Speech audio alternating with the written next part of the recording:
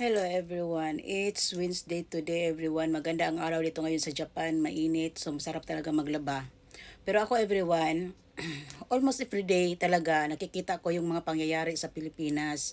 Hindi ako political vlogger at hindi din ako bayaran at wala lang. I'm just a normal lang na nagpo-post ng mga kung ano-ano dito sa social media, no? As a Filipino everyone, nakikita natin ang kaguluhan, ang problema sa Pilipinas at ang paghihirap ng mga Pilipino, no? No, kaming nasa OFW, kami din apektado din kami kasi Pilipino kami, no?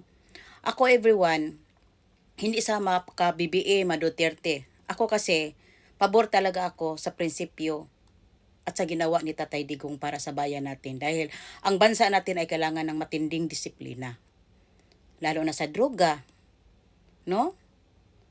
At sa mga korupsyon, no? Kasi ang nangyari kasi ngayon sa bansa natin, in my sarili lang talagang napakinggan sa balita at may sariling opinion din tayong mga Pilipino, ako kasi nakikita ko very unfair. Very unfair ang mga pangyayari ngayon. At ngayon, parang may hakbang na magkaroon ng kudita or people's power ba ang Pilipinas ngayon. Actually everyone, hindi ako against sa people's power. Dahil para sa akin, dapat tayong mga Pilipino ay magkaisa tayo para mabago ang bansa natin. Nakikita natin ang mga pangyayari, mga malita-malita, bilyon-bilyon, trilyon ang nawala sa Pilipinas. Sino ba ang maghihirap kundi tayong lahat ng mga Pilipino? No? So, para sa akin, hindi tayo dapat matakot sa mga kumbaga mas taas pa sa atin. Lalo na sa mga magnanakaw sa bansa natin. Dahil tayo ang ninakawan, tayong mga Pilipino. No? Sila, okay lang yan sila. Dahil mayaman na sila, marami silang nakuha. Tayong mga Pilipino. Na dapat para sa ating lahat yan, para sa bansang Pilipinas yan. No? Kaya, walang dapat makipaglaban dito, kundi tayong lahat ng mga Pilipino na naargabyado. Kung tutuusin na argabyado. No?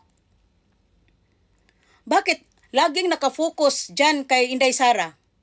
Bakit laging nakafocus dyan sa impeachment na yan? Na si Inday Sara ay vice presidente lang yan. Kumbaga sa sasakyan. Reserba lang yan. Kahit mawala si Inday Sara, tatakbo pa rin yan. Dahil ang presidente ang nagpatakbo sa Pilipinas, hindi si Inday Sara. Bakit nakapokus kay Inday Sara? Bakit pinag-imbestigahan ang ano ni Inday Sara? Bakit hindi imbestigahan ang flood control? At kung ano-ano pa? Ha?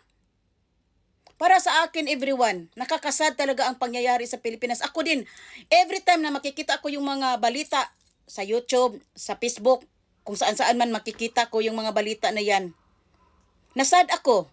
Dahil Pilipino tayo. Alam nyo, walang ibang magtanggol sa bansa natin kundi tayo lang mga Pilipino. Kaya tama yan, magkaisa kayo dyan sa Pilipinas. Kung mayroon mang people's power na mangyari, sana naman para mabigyan din ng hustisya ang bansa natin. Ang pera ng kaban ng bayan. At kung nasaan, dapat imbestigahan ang flood control. Ha? Madawit na ang madawit. Kasi, alam niyo everyone, sa totoo lang, o nga, mas powerful ang taong may maraming pera, mas powerful ang taong may maraming nakulimbat na pera. Dahil mapera yan. Pero paano tayong mga pobre? Kung hindi tayo magkaisa laban sa mga yan, hindi kayo magkaisa dyan sa Pilipinas laban sa mga yan, anong mangyari sa Pilipinas? Walang mangyari. Ha? Dapat nga, hindi sila focus dyan. Bakit ba? Ha? Dapat nga, hindi sila focus dyan kay Inday Sara.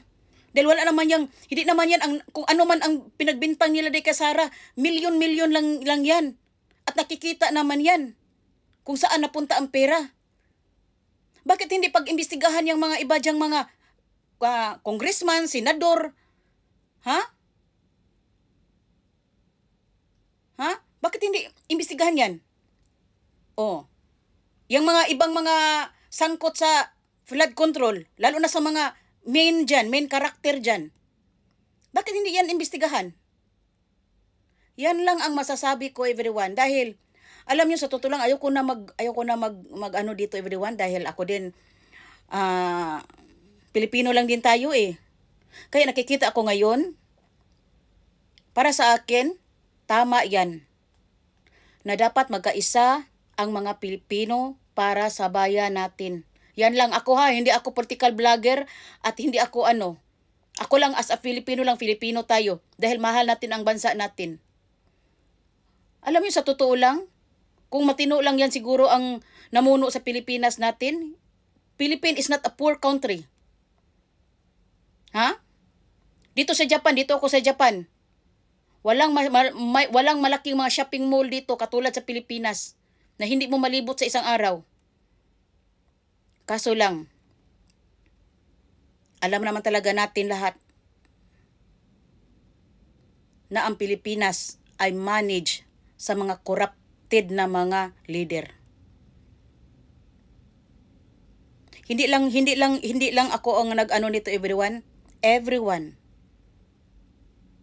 No? Alam natin, wag na tayong magpatanga-tangahan, wag na tayong magbabulag-bulagan, wag na tayong magbingi-bingihan, wag na tayong magtakot-takutan. Ako hindi naman sa everyone na kailangan nating matakot. Oo nga, kailangan nating matakot basta wala tayo sa rason. No?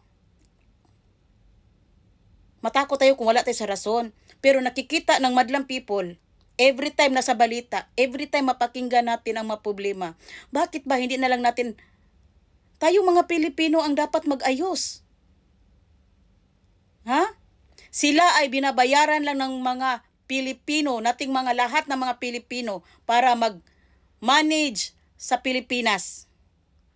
Hindi natin sila binabayaran para pinaswelduhan para maghirap-hirap tayong lahat.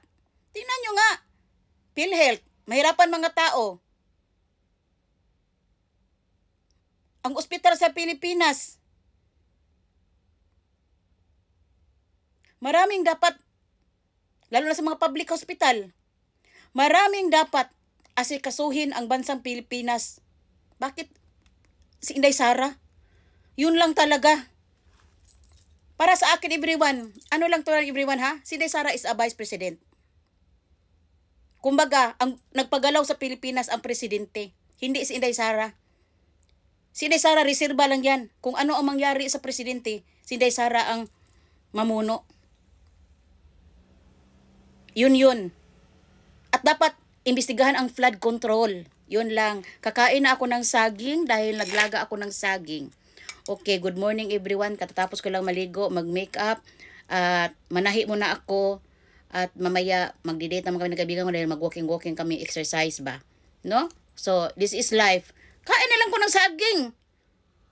Ha? Kung ganun, ano nang mangyari sa Pilipinas? Baka wala na tayong saging kakainin. Sige, good morning everyone. Makipaglaban kayo dyan at ingat-ingat lang talaga tayong lahat. Dahil kawawa ang Pilipinas.